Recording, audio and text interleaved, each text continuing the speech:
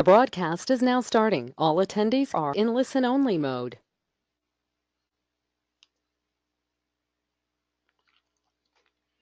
Good afternoon, everybody. Thank you for joining us today. My name is Carrie Simpson, and this is the Tuesday Talking Points series. Today, we're talking about how a streamlined payment process prepares your MSP for acquisition. And go. Before we get started today, I just wanted to address a little bit of housekeeping. On the right-hand side of the screen, you'll see a box where you can enter questions for the panelists on the webinar today. I would ask that as you think of your questions, you go ahead and enter them in. I will read the questions out at the end of the webinar when there is time available for Q&A to the panelists, just so they don't have to interrupt their thought process while they're presenting today. So please do ask questions. We have lots of time for questions, and I think there's some great content here today. And I'm sure that there will be some questions at the end that you'll want to ask. And just please be patient as I read out as many as possible, depending on how much time we have left available to us. My name is Carrie Simpson, and I am the CEO of Managed Sales Pros. We have been in business for 4 years. We work exclusively with MSPs who are looking to grow their monthly recurring revenue, and we do that through outbound cold calling into the 20 to 100 end user space. Today, I am joined by Paul MacNeill, and rather than read out his biography, I am going to ask him to share a little bit about himself. Paul, thank you so much for agreeing to join us today. Can you share a little bit about yourself with the people on the call today? Thanks, Carrie, and it's certainly great to be here, and thank you so much for the invitation to join you on your Tuesday Talking Points. As you mentioned, my name's Paul MacNeill. I'm the founder of WiseSync, which is a cloud accounting integration between ConnectWise and cloud accounting platforms Xero and QuickBooks Online. My pedigree comes back obviously to the managed services space, where I've successfully ran and exited a managed services business based here in Australia. And one of the core conversation points that we're here to talk about today is really about how we undertook that process and certainly share some insights that we went through as part of that transition. My background is about creating business systems and processes and process efficiencies in business. As you can see there, some of my background before becoming an MSP, I worked closely with, or actually worked with CPA Australia to build a number of key systems in their organisation to create significant efficiencies. So always driving efficiency is certainly one of the core DNAs that I really sort of strive towards creating better efficiencies, and of course that translates in business to profitability. Here's hoping. Exactly. Tell us a little bit about WiseSync. I know we're going to talk a lot about WiseSync and its evolution today, but as of right now, who is WiseSync? Well, WiseSync, as I mentioned, is a cloud accounting integration. So we built WiseSync in our MSP business as a direct need for a way of actually connecting to the cloud. So back in 2012, when WiseSync was, when our MSP business was going through a state of change through a merger at the time, we were actually looking for a way of creating better efficiencies through our back of house function. So looking at our accounting team and trying to figure out how we can scale and we can grow that business without necessarily needing more people, more resources and more time to do back office functions, which were creating significant financial burdens on the business to not only feed the mouths of the people that needed to do the work, but also creating a slowdown in some of the information flow into our accounting system. So it was born out of that need, and certainly is one of the things that we saw significant uptake over that period from when it launched all the way through to today, where we can see hundreds of thousands of records transact through to our cloud accounting systems.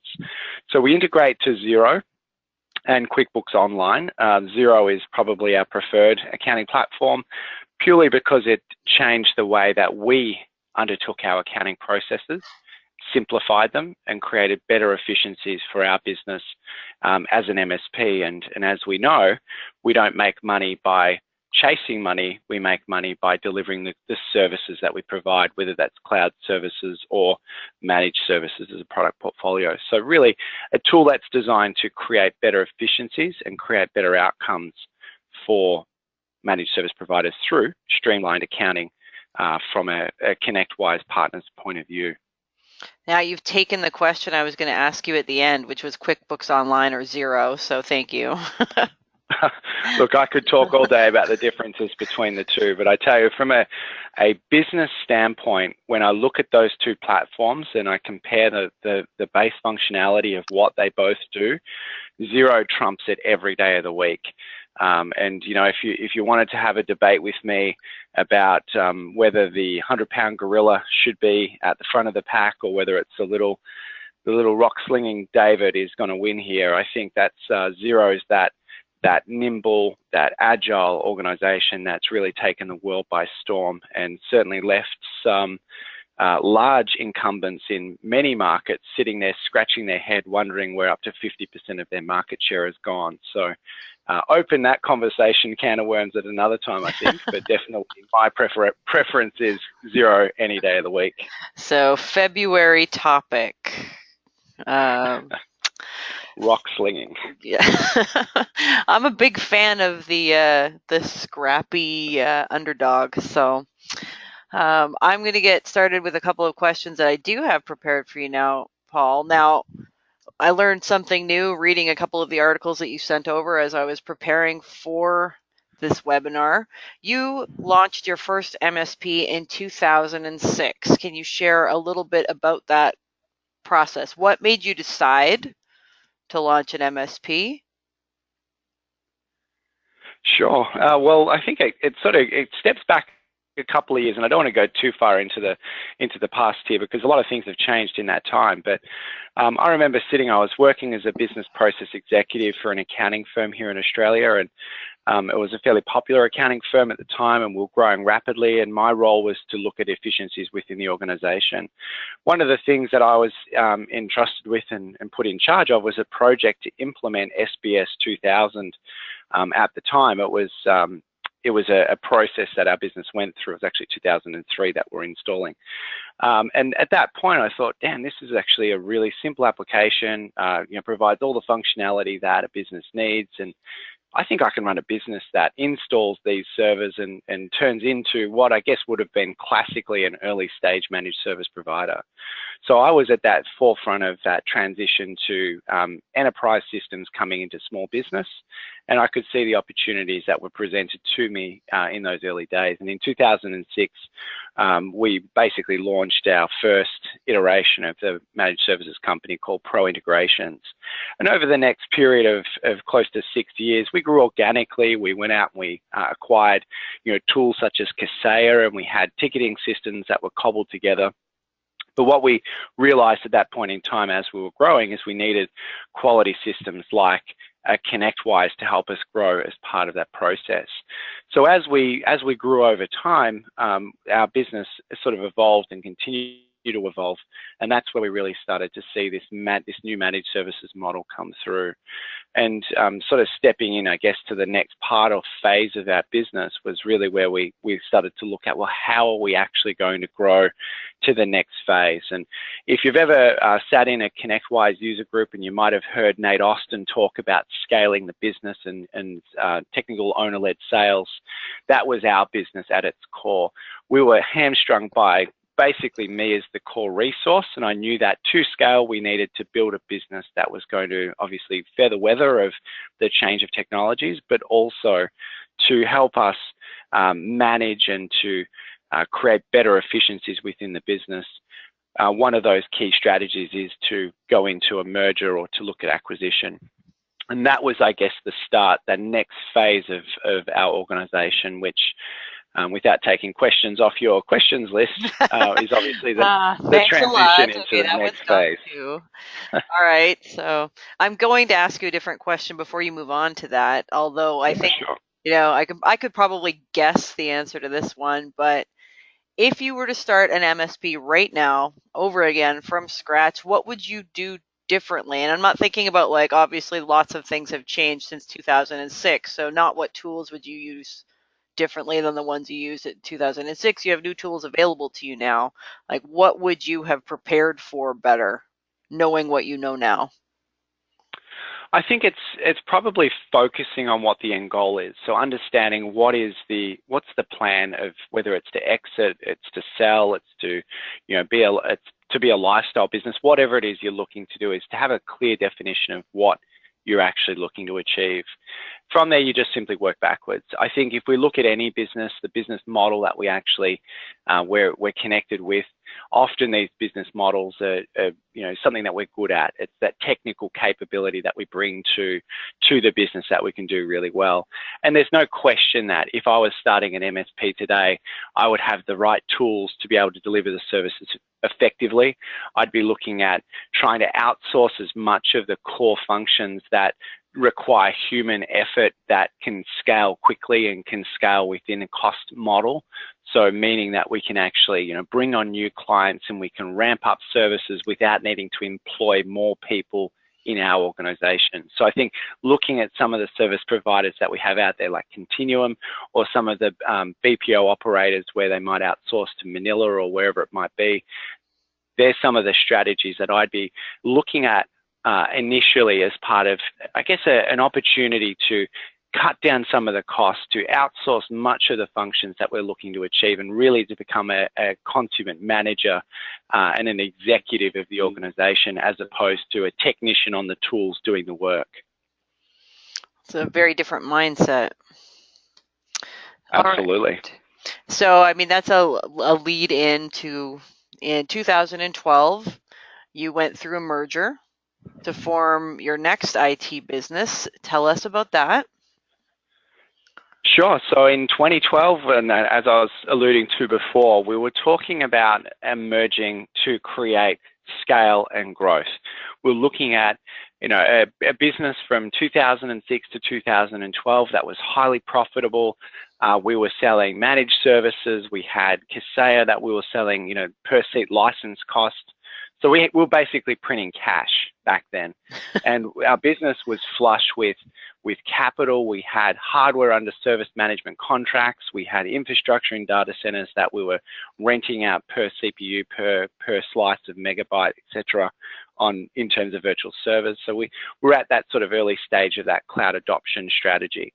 When we looked at in 2012 what we could do with that, we were actually looking at a revolution of the business. And as part of that revolution, kicking it into gear meant that we could acquire, or at least merge with another company with complementary skills, with capabilities that we could leverage, with clients that we could obviously target, if that's not too aggressive word to look at in terms of the opportunities that exist with them, and of course the executive that would help us scale and grow within the organization. So looking at my skills, I was able to identify that technically I was able to provide capabilities inside of the technical side. I had a financial acumen, and I had a business process and business development background and pedigree that would help us to grow that business. We had negotiated with another company that we would merge together.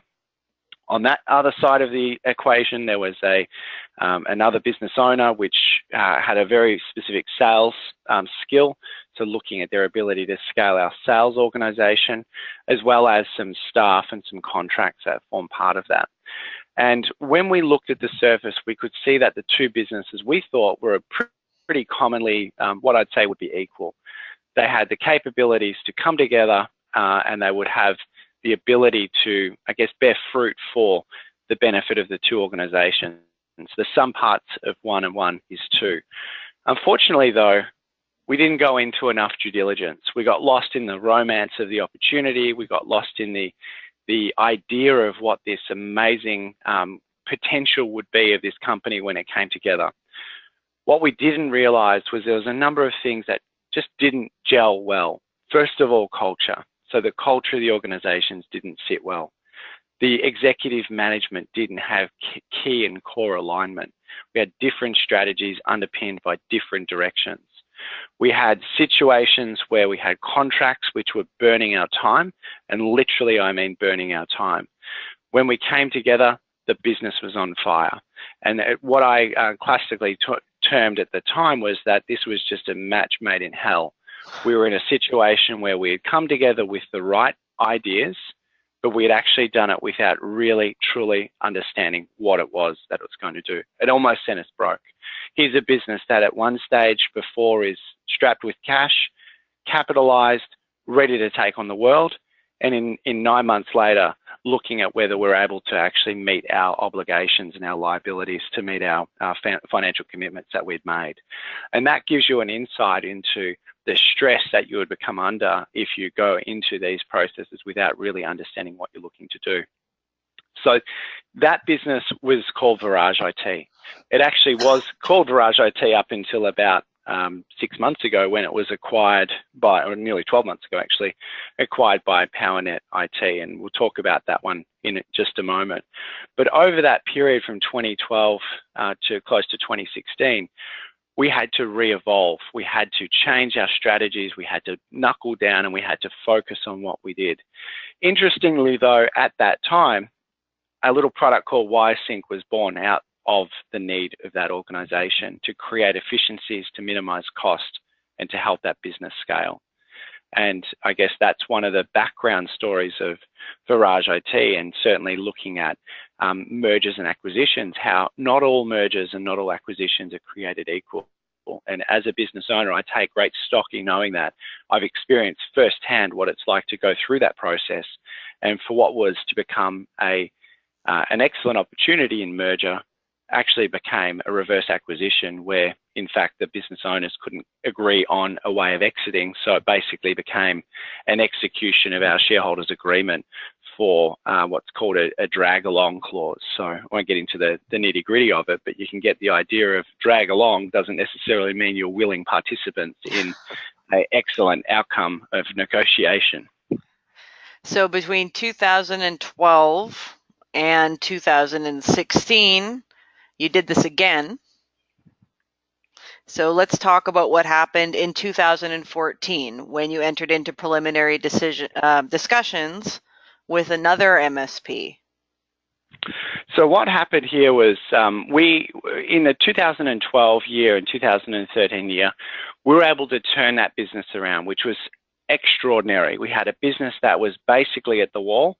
We were able to minimize our risk. We were able to shed some of the risk of our clients. I mentioned before about some feeling like you're on fire, where you've got clients that consume an enormous amount of your service time. When we were doing the service analysis of some of our contracts and our agreements, just as an example for those that like metrics, one client that we had that came across in that merger consumed 97% of our service demand. So that means 97% of our available service time of all the people and all the resources on our service team was consumed by one client. That one client contributed 3% revenue.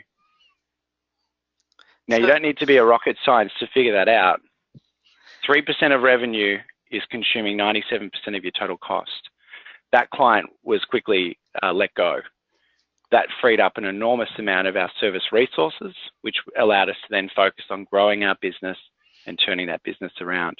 We're able to almost double in size over the next 18 months to achieve the outcomes that we were originally looking to do as part of that merger. We organically grew at nearly triple digits. And that was one of the things that we were able to really focus on, that growth and that the efficiencies that came from within our business throughout that next sort of 2 years up until that 2014 period. So you experienced you experienced triple-digit growth over a 2-year period. Is that correct? That's correct. Yeah. So when we were looking at our financials for the post-merger business of Virage IT, based on the two businesses coming together, our growth was able to be projected out based on, I guess, what we're achieving and the profitability that we're reaching at that point in time. That gave rise to an opportunity to start discussions with another managed service provider to say, look, this is what we're looking to do. This is where we're going. Is there an opportunity to partner with another organization? Having learned the lessons that I learned in 2012 as part of our merger, I knew exactly what I was looking for through that process. I knew exactly what the merger should be, or potentially actually the value should look like. So what I was expecting from the valuation that would come from the process that we would go through due diligence. We'll do a vastly more effective due diligence in that next cycle, that's for sure. And what it came down to was that you could imagine two businesses merging together, valuations struck based on, I guess, the exit, if you will, of the other party in that 2012 merger. When it came time to do due diligence in that 2014 process, it obviously came into question, well, the performance of this business looks a bit shaky. I can't necessarily pin the valuation that's expected, whether it's 2 times or 3 times or 4 times EBITDA, based on the performance of this business over a short period of time when I've seen this sort of tumultuous period in this early stages. I had very specific agendas on my table at that point in time. I had WiseSync that was growing exponentially. I had focus into that sort of product SaaS business, which was drawing a lot of my attention away from.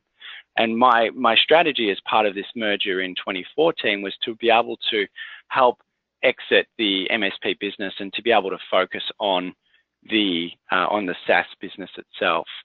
So in 2014, the conversation changed from obviously being a primary key person within the organization that was seen to be, I guess, the linchpin, if you will, the person that's holding the organization together.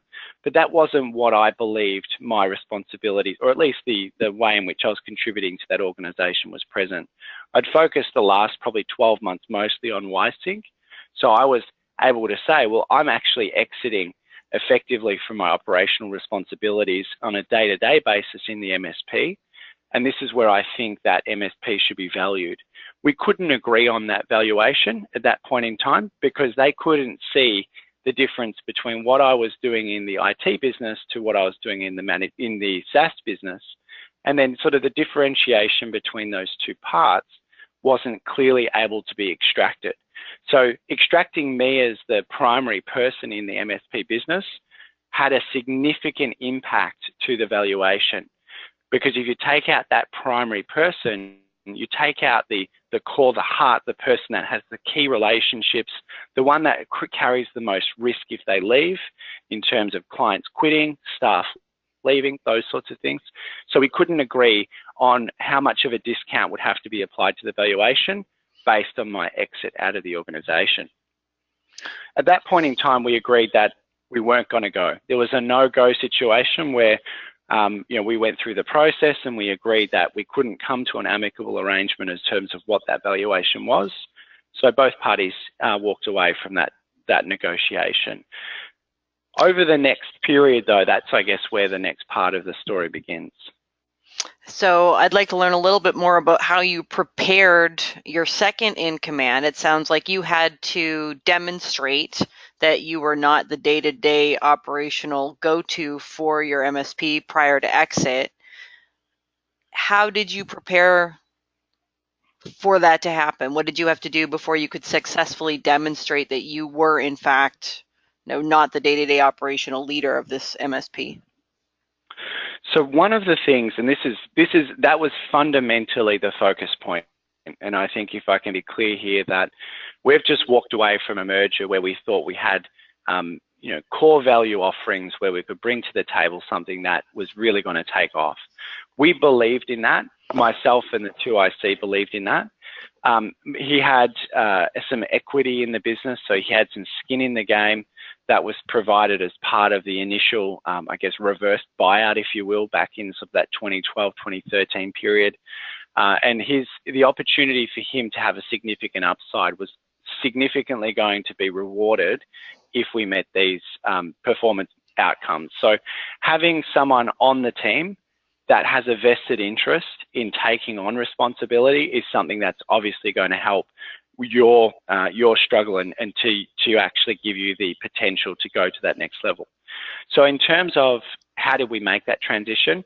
At the time, our MSP business, as I said, we were starting to become, we're back to profitability. We were making money. We're back to where we wanted to be.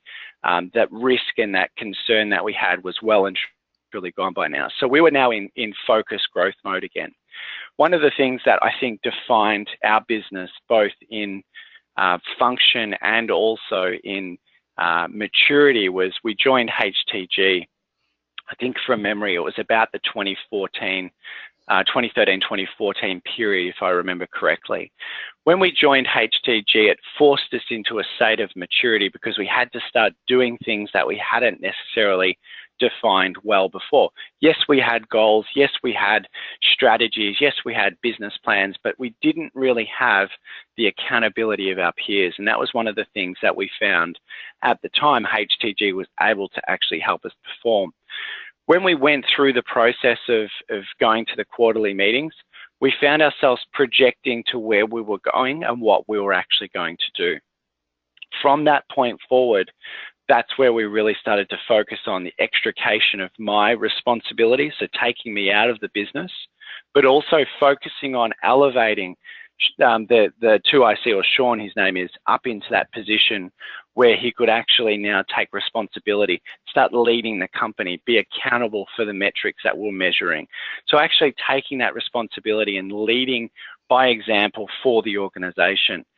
Continuing through that next stage, so from 2014 right through to 2016, that phase of growth continued to be quite exponential for that organization. So we were continuing to grow at a rapid rate. Our growth continued to be about that sort of 15 to 20% mark, and our revenues and our profitability continued to stabilize as well. So we're focusing at the core of our business in growing our revenues, but also increasing our profitability. As we got into the next phases, my responsibilities in the IT managed services business had been pretty much handed over to Sean, and his responsibilities were clearly defined, something that we're measuring through that quarterly reporting process where we would go back to HTG and we would demonstrate the outcomes that we were looking at. We were even challenging our own group to be more accountable across different areas of their organization, not just looking at some basic sort of low-hanging fruits, but looking at, well, what's your business plan? What's your strategy? How does your business plan align to your goals? And how are those goals going to feed into the core pillars of your strategy? So looking at financial strategies as well as, you know, what products you're going to offer in your managed services and how you're going to evolve and adapt through those product changes and life cycles. And that was one of the things that I think we really started to hone in on, was getting that efficiencies within the MSP business, which I was now effectively exited from because I was focusing 110% of my time into that WiseSync business. And as we sort of continue through the process and we're, excuse me, we're continuing through the process of building that business, we're able to really start to show that the connection between me, the risk of a primary person in an organization exiting had been completely removed. And I think that's where we move into the next phase of the business evolution. Yeah, so in 2016, you successfully exited from your MSP. It sounds like one of the biggest changes that you had to make was removing yourself operationally. What other things did you have to do in order to be able to re-enter those negotiations? Well, I think for starters, burn no bridges. And, you know, that was one of the things. We walked away from the early stages of negotiations in 2014 with an amicable parting of ways. We couldn't agree on the outcomes. We weren't spiteful in the process. It was like, look, this is where we're at. This is where we think we're going. We're going to prove that this is the direction we're taking at a time when we're both comfortable again. And maybe we can re-enter those conversations. In 2016, that conversation started again. It was actually just over a hamburger at a local burger joint. If anyone knows me, I'm a bit of a burger connoisseur. I don't go for the crazy burgers. I'm just a cheeseburger kind of guy. But it was just a conversation. You know, what are your thoughts about starting that conversation again about merging? And at the time, PowerNet, so I was having lunch with Dan, who was the general manager at the time of PowerNet, and the opportunity was there. He's like, absolutely, let's start the conversation again, but this time we're going to focus on what the key outcomes are looking for. We set our realistic expectations on financials, so what our financial values were going to be, rather than letting the accountants decide. And then we actually looked at moving forward through that process fairly quickly in terms of forming a heads of agreement on what the phases look like. And we're able to demonstrate 2 years of history into the direction of our actual strategy that we put forward. So when we first started the conversations in 2014, the future didn't seem to be what we were projecting. In 2016, the path was the projected future. So when you actually go into a conversation and you say, well, this is what we said we were going to do, and in 2 years' time, this is what we said we were going to do, and that's what we did, and we exceeded our expectations, it changes the dynamics of conversation pretty quickly. You're a person of substance. You're an organization that can achieve and can deliver on what it's actually looking to do. And that's where we can actually start adding value. There was a bunch of things that we actually did as part of that process. And hopefully I'm not stealing one of your further questions. It's fine. We'll get to all of them. With one of those, with part of that process that we went through, it actually forced me to put pen to paper and write an ebook that was published recently with ConnectWise, or in conjunction with ConnectWise. If you jump onto, I'm sure you'll share with the audience at the end of this presentation a link where they can go and download that ebook. And it talks about the 6 ways you can actually increase the value of your MSP.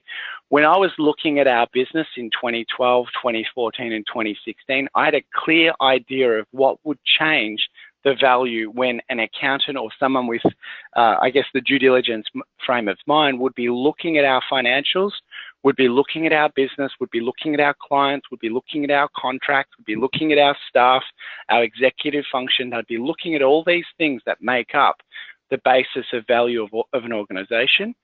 I wanted to put checks in every single one of those boxes. I wanted to make it a tick fest towards achieving the best possible valuation for our business on the basis that we're able to provide the substance that was needed. When you've got less risk, values increase. And that was one of the things that we highlighted in our ebook, was to talk about the strategies of how to get the best possible valuation. If you're a business owner, or if you're someone that's accountable to increasing the value of a business, a financial controller or someone of those lines, you're going to understand some of the basic principles that we talk about in that ebook. It's only, I think, 11 pages from memory, so it's not going to bore you to tears, but it's going to give you some basic functional outcomes that you can look for. The things that drove significant value for us: contracts, cash flow, efficiency. Contracts, our average contract was 3 years. In some cases stretched out to 5, depending if there was hardware involved in a contract. They were watertight in terms of they were binding contracts. They had very specific termination clauses with penalties that could be enforced. That's one of the most important things. So when the lawyers pick it up and they look at it, they look at these contracts and say, 2 thumbs up, that's a great contract. That's going to add value, especially if you've got great MRR, if you've got that recurring revenue happening on a monthly basis. You're able to prove that that revenue has good basis in terms of future cash flows and those future maintainable earnings. So that was one of the core things that we focused on: contracts, getting our contracts locked in.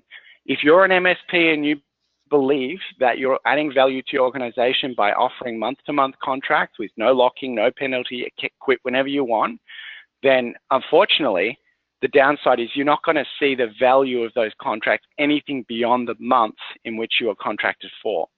So the value of those clients is going to be discounted by that valuation process. You need to change your approach. If your clients won't commit to you because you're worried that they're not going to like the services you provide, you're doing it wrong. You need to refocus. You need to get the strategies in place to keep your clients happy, to get their service feedback metrics, and to make sure that you can prove to them that you can deliver on what you promise. In terms of cash flow, I remember when we were going through the due diligence process, the accountants were looking at our books and they're like, you don't have any outstanding. Well, your accounts receivable is really low. You're turning over close to $3.5 million a year, and you don't have any accounts receivable. What's going on? Like, what's happening here? It's like, yep, for starters, we created a product called WisePay. We'll get to that in a minute. WisePay was one of our products that we created off the back of WiseSync. We created this efficiency for our accounting systems to sync invoices from ConnectWise to Xero. We needed a system to automate and to create efficiencies for us in collections of payments. So we created WisePay to help facilitate that process within our business. And in any business where you can evolve a core need into a product, that's where you're really adapting your capability to provide, a deliverable service to, your peers in that situation. So we created WiseSync in the same way that we created we created WisePay in the same way that we created WiseSync, was based off the needs of our organization. We explained to the accountant at the time that 97% of our monthly recurring revenue came in on the first of the month, automatically direct debited from a bank account or a credit card. In those situations, we were able to prove the cash flow of our organization was bar none. 97% of our monthly recurring revenues was deposited into our account or taken from our clients' accounts on the first of the month and normally deposited by about the fourth day, so the fourth of the month. So that meant for us that we could cover our payroll, all of our fixed costs, every single cost that we had within our organization was already in our bank account on the fourth day of the month. That gave us confidence, and that was one of the core things that really allowed us to focus early days, the earliest stages of our business where we're in that pain, where we were not sure if we're going to make it through. We could take confidence knowing that we had our fixed costs covered in that first monthly recurring debit. And that was one of the things that the accountant actually highlighted and said, your organization has exceptional accounts management processes in place. If we can replicate these processes into a larger organization, imagine the efficiencies that we can create. When we look at the combined organization now, which is obviously PowerNet, one of the core metrics that we're focusing on is taking a much larger organization with close to $13 million annual revenue and turnover. We're looking at taking that organization into a more automated and streamlined, efficient process for accounts receivable. So a bigger organization doing a lot more invoices, with clients, we need to focus on getting those systemizations and getting the systems in place, processing, and making sure that those systems are efficient for us. One of the metrics we measure every single month is how many clients do we have on direct debit? How many clients are we actually getting that recurring payment from every single month? That's a measurement that we focus on because that drives cash flow in the organization.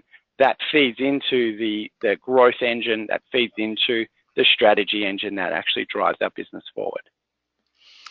So talk to us, Paul, a little bit about WiseSync. We've talked a lot about how you prepared your MSP for an exit. In the process of that, you developed a whole new solution, WiseSync, and then WisePay. So before we run out of time, I wanted to talk about that new offering. Like you built two businesses at the same time, which is very exciting. You scaled WiseSync very aggressively. Talk to us a little bit about the beginning days of WiseSync. You started it to solve a very specific problem at your MSP. You proved it out with a $13 million MSP. How did you get there? So I think it really comes back to the DNA of understanding what it is that we're trying to achieve. In the early stage of merger, when WiseSync became the need of our organization, we needed to actually create efficiency. We took two businesses, jammed them together in ConnectWise and tried to figure out how we're going to make that business more efficient. We're able to take those two businesses and halve our admin team, and over the next 2 years, over double our revenue. So we doubled our revenue, halved our admin team, and increased the volume of transactions that we were doing. One of the ways that happened was with WiseSync.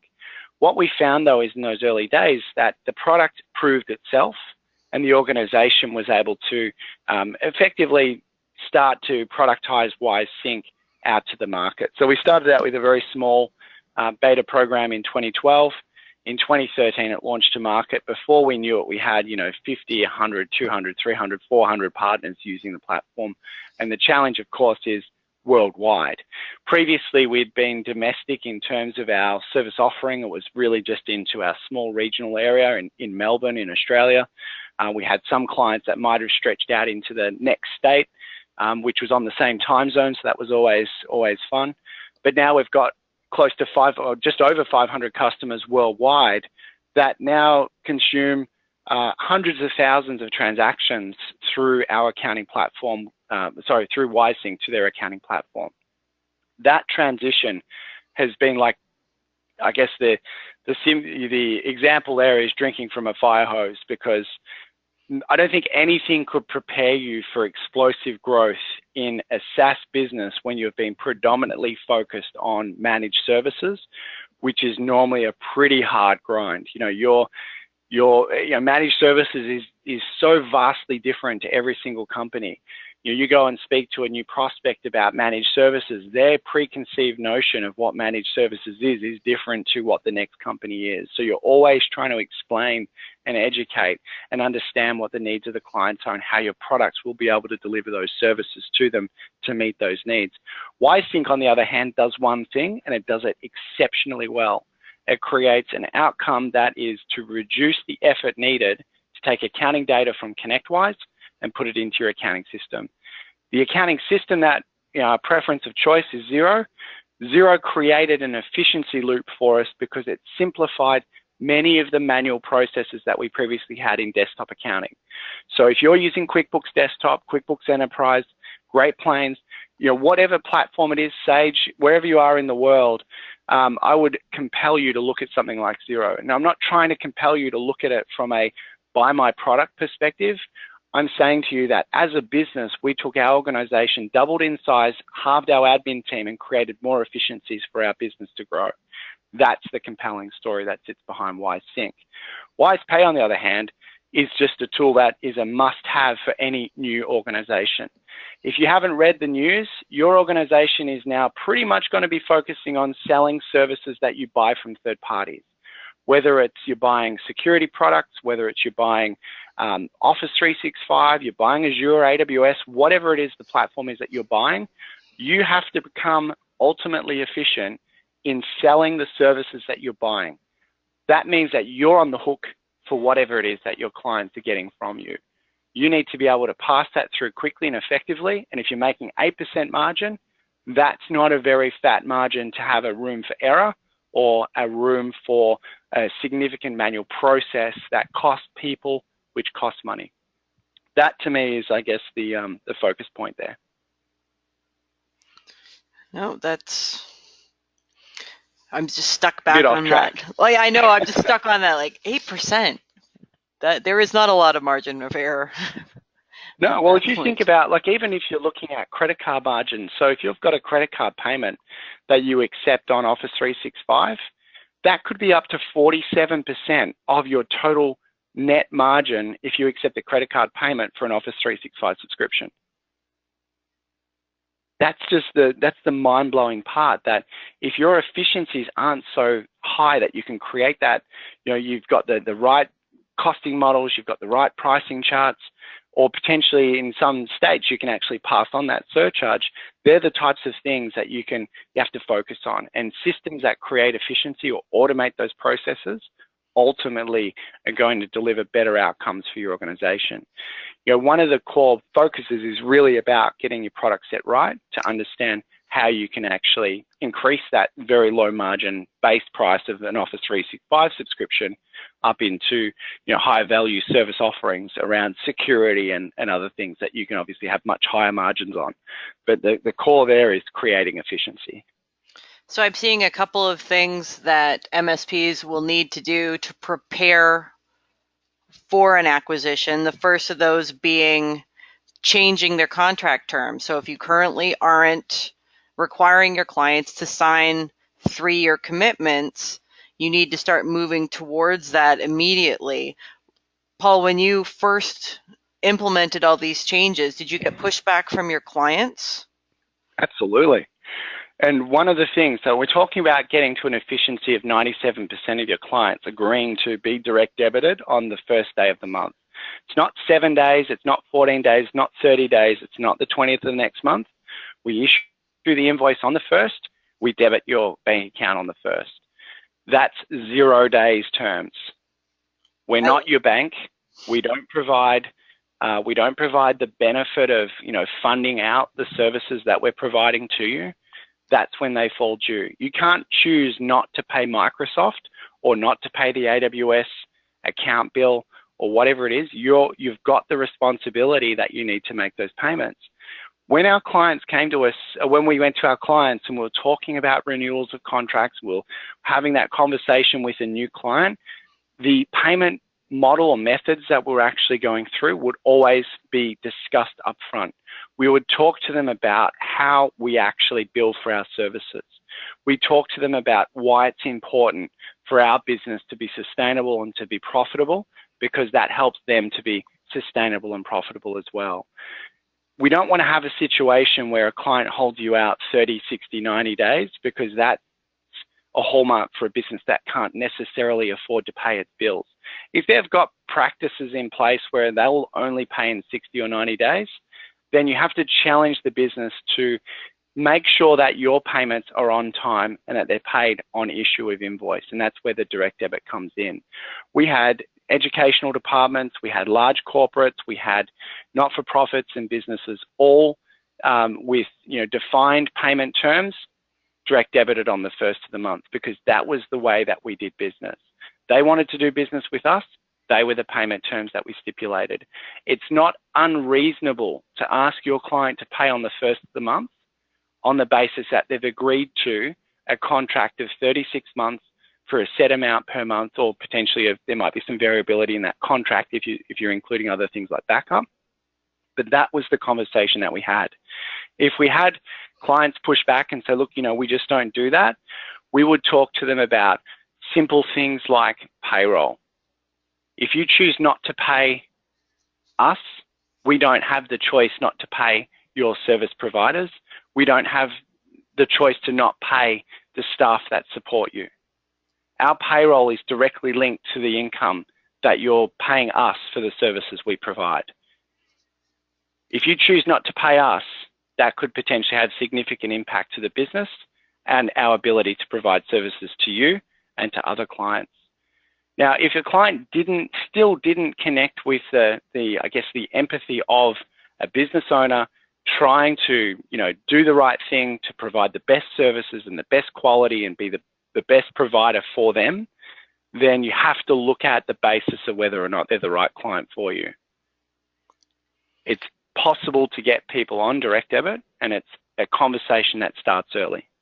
So you're having these conversations during the sales process, not after the contract has been signed.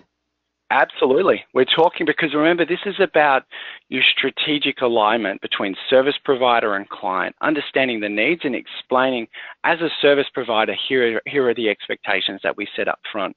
If you think you're going to get away with just slipping down a direct debit form that needs to be signed so you can debit their bank account, and you're going to get away with that without really discussing it with them first, that's going to be the difference between successfully getting a large number of your clients on direct debit and you're not going to get those people on direct debit.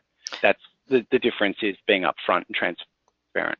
I think you made a really good point at how you're able to clearly demonstrate or draw a line for your prospective clients between, here's how we're able to offer this service at this price. Here's how we're able to offer exceptional service. It is because of the exceptional efficiencies that we have built.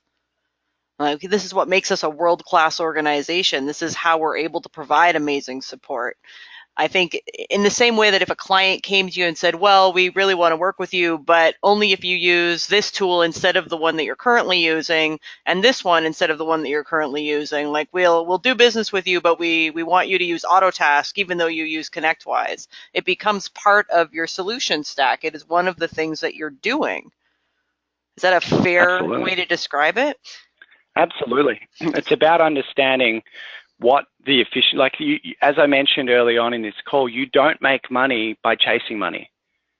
You do not, every day you do not have that money in your bank account, it's costing you, whether it's the opportunity cost of the money, if you've got a line of credit that you need to draw down to cover payroll, there's interest costs associated with that, the increase in risk that's associated with it, obviously from a director's and a business owner's perspective. All of those things can be avoided with cash flow. And as any business owner or any astute financial advisor is going to tell you, cash is king. And there's a simple saying, if I remember it, it's revenue is vanity, profit is sanity, cash is reality. Cash is reality. If you look at CRN or any of the channel news articles that come out, have a look at the number of liquidated companies that you see come through. Read the story about it.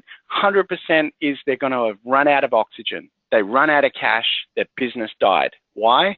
Because they were held out by another company. They weren't in control of their cash flows. They overextended.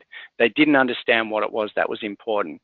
Cash flow is king, and that's one of the things that I think you can focus on in business, is to improve your cash flow, get on top of your receivables, focus on that, the automation of those processes, reduce your overheads in terms of your back office staff and making sure that you're utilizing those staff more effectively. Going back to where we created efficiency in our MSP in the early days, when we halved the size of our admin team, we didn't fire those people. Those people were great people. Those people were redeployed within the organization to do more effective roles. Quoting and sales support were the two main things. Going after low-hanging fruit, looking for opportunities like warranty renewals, domain renewals, antivirus renewals, all that sort of stuff that you do, you're just picking away at those things. We didn't need people manually re-entering invoices into an accounting system or having to double check the data because it wasn't valid most of the time. They're the sort of things that take away the problems, get the people out into areas where they can actually add value, turn them into actual revenue generating team members as opposed to administrative staff cost overhead. All right, so we've looked at a couple of things that you had to do to prepare for your exit successfully. One of those things was preparing somebody else to run your business day to day so that you were able to demonstrate that you weren't the key or the linchpin for your organization, so that you would be able to exit without having the expectation that you would maintain the business for several years after. Changing contract terms to a longer extended period of time, and then changing how payments were made. So that applied both to an internal client base. Pre-existing clients needed to convert to a new way of processing payments, and prospective customers had to be educated on how you were going to do business before you onboarded that business. Is there anything else that I didn't summarize effectively there? Anything else we've missed? Look, obviously the systems of the business were probably one of the main focus points as well, creating better systems within the organization, that continuous improvement processes that we had in place. So utilizing tools that were emerging. So every year we'd be at IT Nation, we'd see new technologies that we could obviously adopt and embrace. We're early stage adopters of IT Glue. That was, a huge revolution for our business as we created better efficiencies within the organization through documentation. That's right. So we've got about 6 minutes left. We got a little excited there. So I do have a couple of questions coming in for you, Paul. And if you have questions, now is a great time to ask them. So first question is, you mentioned that you did a service analysis. Did you use a company or a tool to do this? Yeah, so we had a tool at the time which was called QVWise. So that was hooked straight into ConnectWise and would pull out agreement profitability and service management information. So we'd be looking at granular information about our agreements. And if I can just spend less than a minute explaining to you how important it is to segment your revenue from agreement products. So we had very granular detail inside of ConnectWise, which included all the way down to service acquired through our own infrastructure. So we had a cost for every CPU that was in a virtual machine, a cost for every gigabyte of RAM, a cost for every gigabyte of hard disk drive space. So we knew exactly what our margins were on our agreement products, and we separated products from service. So we had an all-you-can-eat type service model in our MSP. So we had QVYs set up to provide us with the profitability, the service demand against those service components of our agreements, not looking at the cost of the revenues that we're generating from things like SPLA and obviously infrastructure as a service, or even amortized hardware lease arrangements that we had in place as well. So it's really important. Don't just look at the revenue figure and say, hey, well, we've got $20,000 a month from this client. Yeah, that's fantastic. We've got all this amazing cash flow, but we're pushing $19,500 out the door to Microsoft to pay for that. Your $500 service revenues is what you're actually focusing on. What does it actually cost you to deliver the service to the client?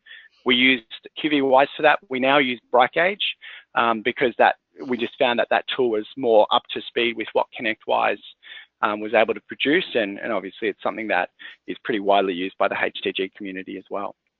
Okay, the next question is, you mentioned business process outsourcing. What was the first thing that you outsourced? And what else can be outsourced? That's a really good question, actually. And look, I must admit, business process outsourcing is something that I would be doing now. And in fact, it is something that we're doing right now.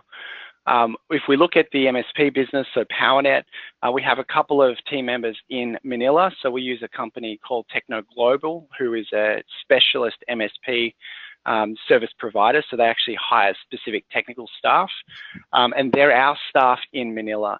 If I look at the cost of a resource in Manila as opposed to a cost of that same resource in Australia or the US or Canada, it's less than a third for us to put a staff member in Manila than what it is to have that same person in Australia.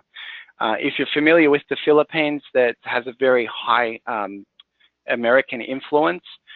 So they have a unique American accent, English speaking, very committed, very dedicated to what they do.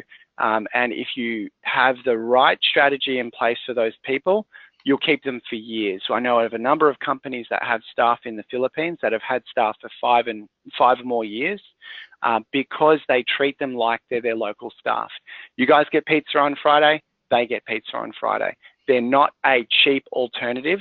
It's a lower cost alternative for a service that would be at a higher cost and obviously impact to your margins locally here. So we're actually starting to experiment now with the WiseSync business. So we're actually starting to scale up our support team into Manila. We'll also be bringing development resources on in Manila, and we'll also be bringing finance and admin support resources on in Manila. So they're the three things that we are doing. And that's, I must admit, going over there myself, I just spent a week in Manila recently. I was surprised and excited at the same time because, as I mentioned, we can scale our business. We can put on 5 people for effectively the cost of 1.5. That gives me great confidence to say this is what we're now able to do to scale this organization globally. All right, so you guys, we've got 2 minutes left, and that's enough time to thank Paul for joining us here today. As he mentioned earlier, there is an ebook that he created for the ConnectWise Marketplace that you can download, and the address is listed here. So you're welcome to review that. The recording will be live on the Managed Sales Pros YouTube channel a couple of hours from now. So if you want to revisit anything that Paul has shared, go ahead and revisit that, and the link to that will be in the follow-up email that we'll send you afterwards. Paul, thanks so much for joining us today. I learned a lot. Carrie, thanks again, and I hope everyone else took some great insights away from my experience there of running an MSP and scaling a software business. And if you'd like to get in touch with Paul, if you've got any follow-up questions, his email is listed here, and my email is listed here as well if you have any sales-related questions that we can answer. Obviously, one of the things that you could outsource right away is your sales prospecting and lead generation, and Managed Sales Pros would love to talk to you about that. Everybody have a fantastic day. Oh, yes, please, Paul. I was just literally going to say, and Carrie, I think it's important to point out that WiseSync as well is outsourcing to you guys to help us engage with our partner base and to connect with our prospective customers out there for IT Nation coming up as well. So it's not only just about services that we provide, but as a community, there's so many great providers like yourselves that can help us as well. So definitely, if you're not using Managed Sales Pros, hats off to you guys for having a great product to help us scale and grow our businesses. Oh, well, I will look forward to seeing you at IT Nation. If anybody on the conference today is considering attending and has not yet, it's a fantastic event, great way to connect with new vendors, see what's out there. I know that that's how we met you 4 or 5 years ago, and I'll be stocking up on Fireball in the days leading up to IT Nation so that, we're better equipped this year. Awesome. And on that note, thank you so much for attending. Look forward to seeing everyone again next Tuesday for Tuesday Talking Points. Have a great afternoon.